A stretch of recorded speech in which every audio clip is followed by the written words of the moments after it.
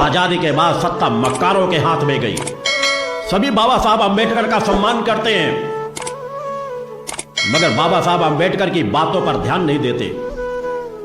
बाबा साहब अंबेडकर ने खुद कहा था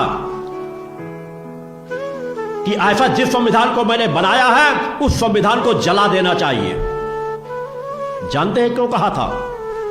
बोले, मैंने संविधान इसलिए बनाया था कि कोई ईश्वरीय सत्ता, सात्विक पवित्र लोग सत्ताओं में आके बैठेंगे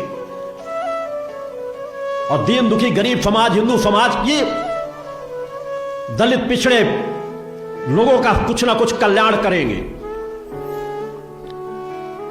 हिंदू धर्म की रक्षा हो सकेगी।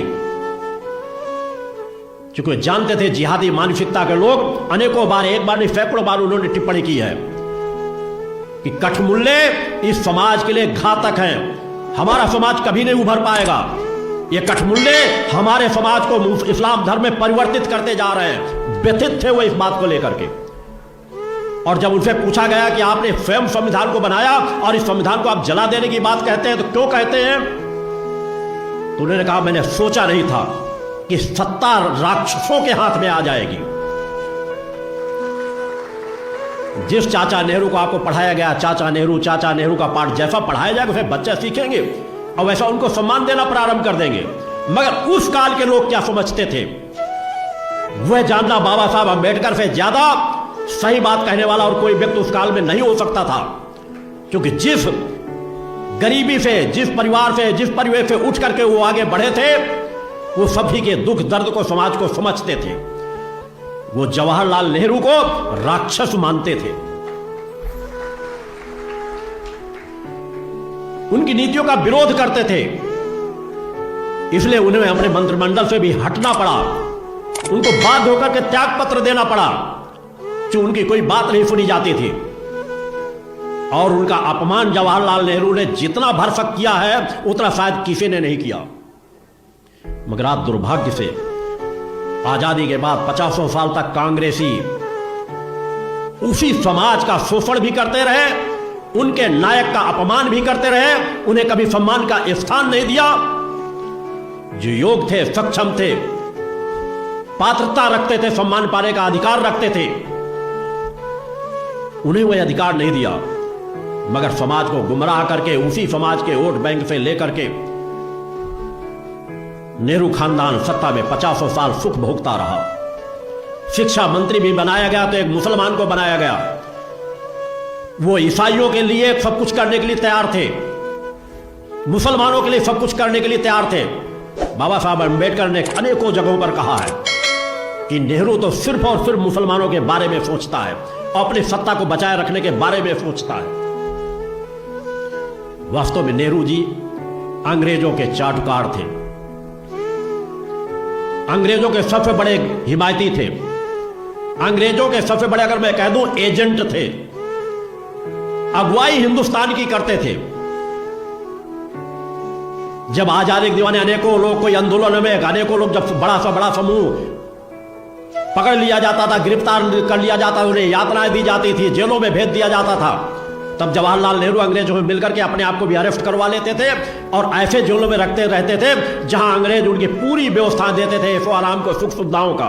खाने वाला अलग से रसोइयां भेजा जाता था, अलग से बर्तन दिए जाते थे, सब कुछ संसाधन उनको दिए जाते थे। जिन्ना और जवाहरलाल नेहरू ये सबसे मक्कार थे अपनी अपनी कौम के,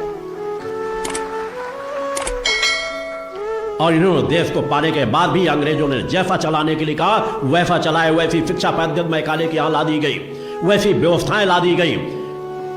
कश्मीर के लिए अलग धारा बना करके अलग संसाधन उनको उपलब्ध करा दिए गए। अलगाववादियों को दमादों की तरह सेवा करते थे, उनकी आवभगत करते थे।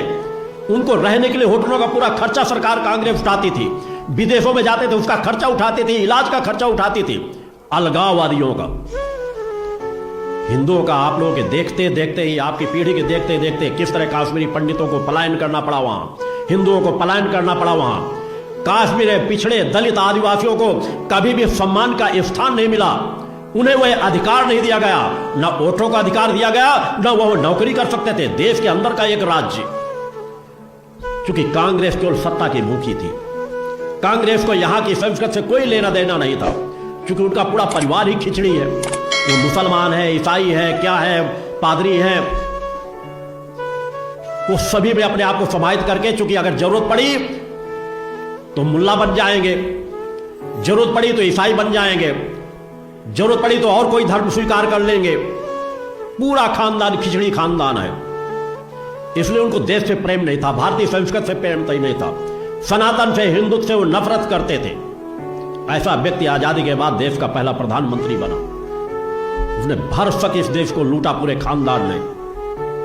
दूसरे देशों से समझौते किए कि हमारी पार्टी का राज्य बना रहे, चाहे देश के जितने टुकड़े बनने चाहे बन जाए।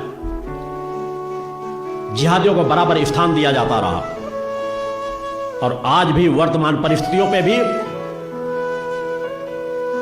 कांग्रेस पार्टी सहित कुछ और देश की ऐसी पार्टी हैं जो कठमुल्लों का समर्थन करती है, खुल करके करती है। उन्हें कोई इस चीज का परहेज नहीं है, क्योंकि ताकतवर बन चुके हैं भ्रष्टाचार कर करके। वो पार्टियां हो, चाहे पश्चिम बंगाल की ममता बनर्जी की पार्टी हो, चाहे अखिलेश यादव की पार्टी हो, ये सत्ता का सुख भोग भोग करके इतना धन कमा चुके हैं, इतनी अपनी प्रॉपर्टी बना चुके हैं कि वो जानते हैं बस हमको सत्ता मिलती रहे, चाहे हम कुछ करते रहे, चाहे सनातन को गाली देते रहे, हिंदुत्व को गाली देते रहेंगे, हम सत्ता पे काबिज रहेंगे।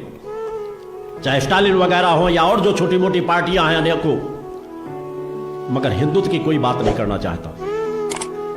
और हिंदुत्व का यदि मूल नष्ट हो गया, हमारी संस्कृति नष्ट हो गई, हमारी विचारधारा नष्ट हो गई, तो फिर जगह जगह जो आज ईसाई धर्म में परिवर्तन कर रहे हैं, इस्लाम धर्म में परिवर्तन करा रहे हैं, तो आपके बच्चे भी कोई ईसाई बनेगा, कोई इस्लाम धर्म को स्वीकार करेगा और उन्हीं जिहादियों की तरह का जीवन जिएगा। फिर कोई ऋषि नहीं बन पाएगा, कोई साधक नहीं बन पाएगा, कोई श्रेष्ठ महापुरुष नहीं बन पाएगा, कोई त्यागी और बलिदानी नहीं बन पाएगा।